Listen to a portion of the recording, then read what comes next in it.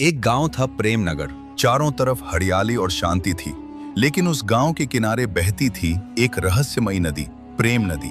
दिन में वो नदी बिल्कुल सामान्य लगती थी, लेकिन रात होते ही उसका पानी काला पड़ जाता था और उसमें से अजीब सी फुफकारने की आवाजें आने लगती थीं।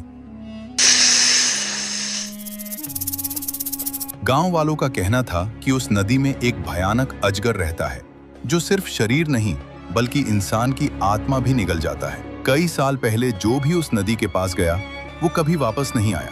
उसी गांव में रहता था राय स्टार, एक निडर लड़का जो दूसरों की मदद के लिए हमेशा तैयार रहता था। उसे इन भूत प्रेत और अजगर की कहानियों पर बिल्कुल विश्वास नहीं था। एक रात गांव में हड़कंप मच गया। गांव का एक बच्चा अचानक गायब हो गया और उसके पैरों के निशान सीधे उसी प्रेम नदी की ओर जा रहे थे। सब लोग डर गए, लेकिन राय स्टार ने ठान लिया, आज सच सामने लाकर ही रहूंगा। रात के अंधेरे में वो अकेला नदी की ओर बढ़ा। जैसे ही वो नदी के पास पहुंचा, ठंडी हवा चलने लगी और पानी अपने आप हिलने लगा, जैसे उसमें कुछ जिंदा हो।